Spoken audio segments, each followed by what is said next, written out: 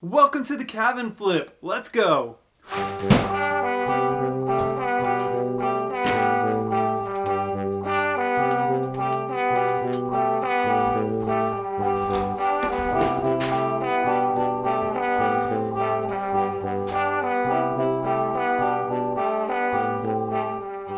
This is what the room looks like now, and this is what it used to look like. The walls are nasty, the room is dark, the floors are stained. It's just terrible down here, like most basements. And this is probably the worst part. The light switch toggles an outlet, and that is the only source of lighting besides the one window, and it's like this in both bedrooms.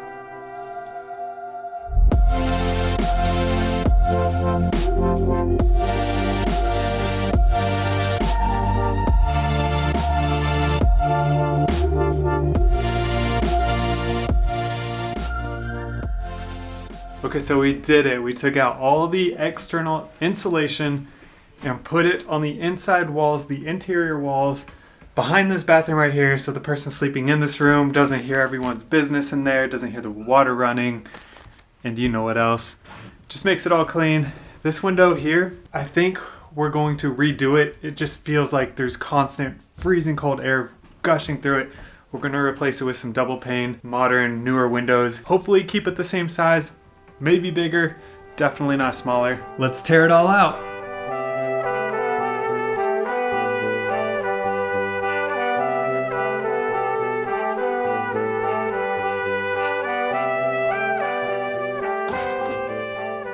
The paneling was held on with tiny nails, so I probably checked each stud about 5 times so it doesn't get in the way of the insulation and sheetrock.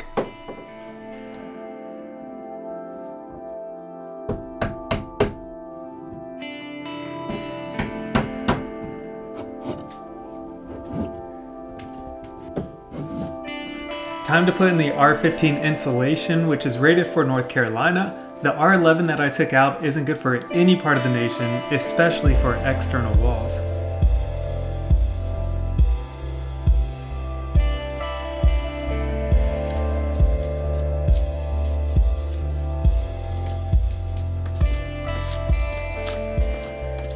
There you have it. All of the R15 insulation is now installed, except for where we're going to replace this window with the new window, as well as this right here where we're going to reroute the wires so I can install some recessed lights. The only lighting going on in these basement rooms comes from this light switch and goes to a lamp, one single lamp. It goes to one outlet. So you turn off the switch, turns off everything. You turn on the switch, you have one source of light tucked way back here, and it's the same for both rooms.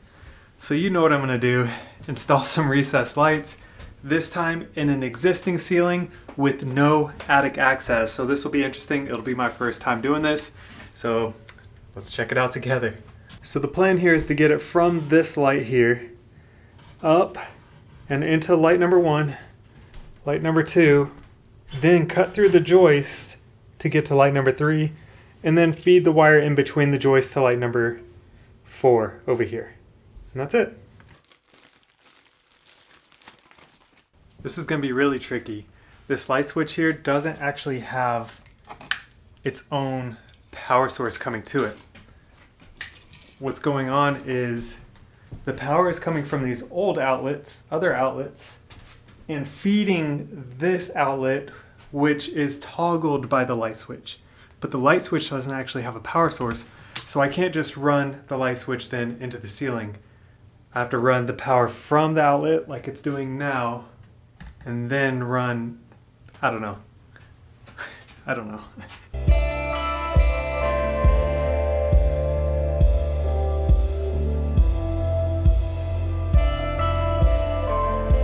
It's a new day. I think I got it figured out overnight.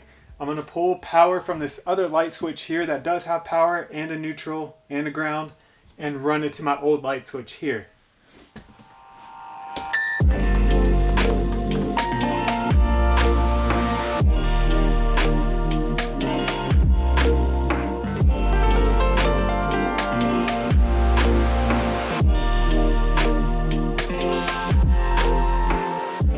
I think I got it all wired up. I have the wire running here, out right here, and It's hot. Now I just need to get some kind of light source so I can really test it out with the light switch, and then we're off and running.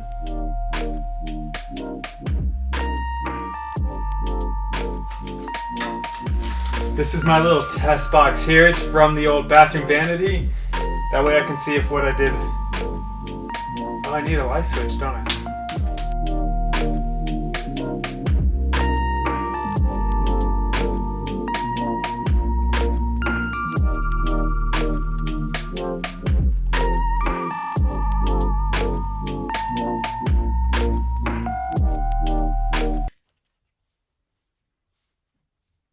Yeah!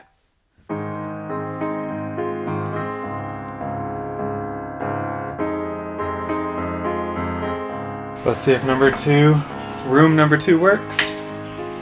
There we go.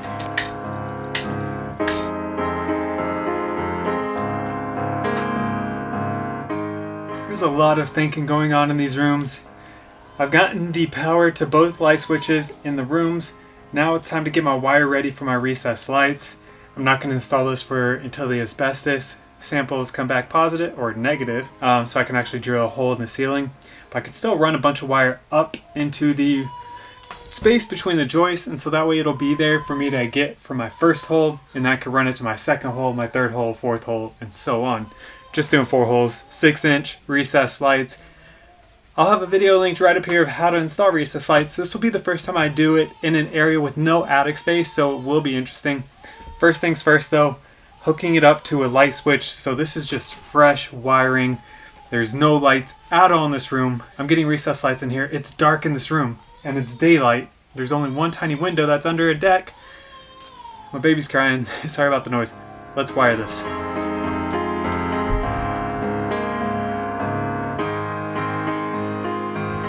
I'm gonna make a 3/8-inch hole into the ceiling joist, or the sill, whatever you call that.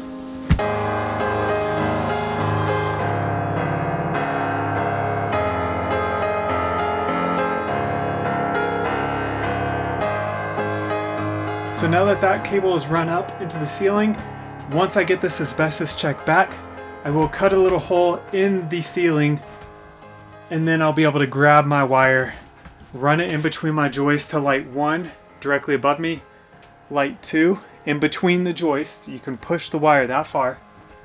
Then from light 2, I'm gonna have to cut through these joists and have holes in my sheetrock to get to light 3. Then run the wire cleanly to light 4 over there. Now it's unfortunate I have to drill holes in this. I've never done it before where I didn't have attic space. That's okay, we have to work with what we got. This is popcorn ceiling anyway, so I'm gonna skim coat it. Once it comes back, the asbestos check comes back. So either way, it's gonna look like junk for a little bit and I have to clean it up.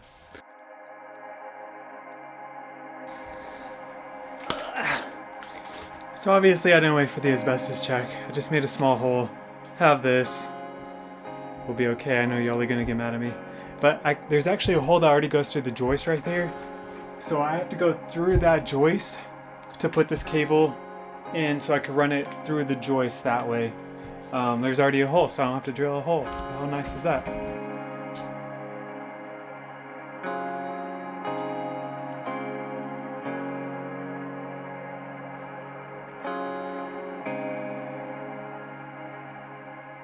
I'm gonna knock out some of these old outlets and install some new tamper-resistant outlets that are a little bit more slick. They're actually white instead of yellow.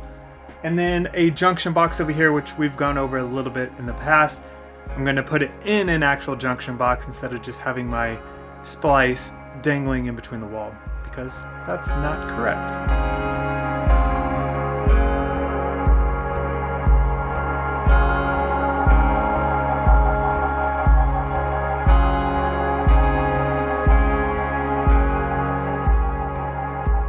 I hear it all the time that people are afraid to do electrical, and I completely get it. But here's my thought process on it.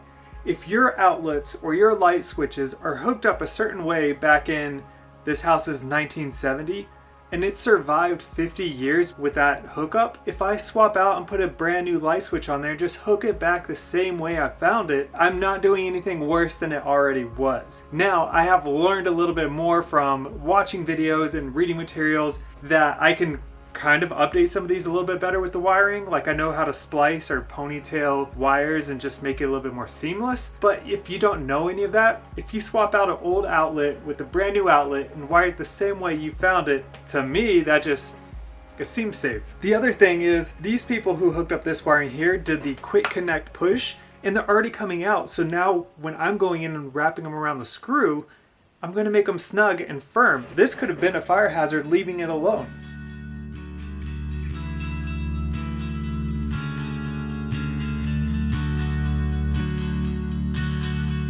I decided on 12-foot sheets of drywall so there wouldn't be any butt joints on my walls. This made getting these inside really tricky, but we moved it into the bathroom, into the laundry closet, and finally into the bedrooms with only inches to spare.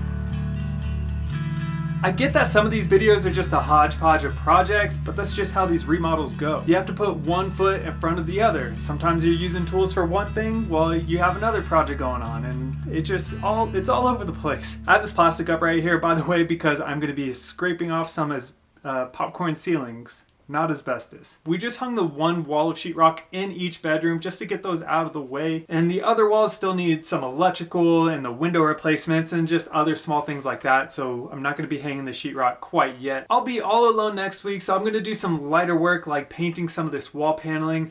Here downstairs, they already painted it before we moved in, and they actually did a terrible job. It scrapes off. I'm going to show you exactly how I've been doing it. I've done it on a couple other properties, and it doesn't scratch, it doesn't flake. But we're going to be doing the entire upstairs. Eventually I'll come paint this stuff down here too. But subscribe so you don't miss out on any of that. Hit the like button while you're at it. It only takes a second of your time, but it helps me out with the YouTube algorithm so much. See you soon.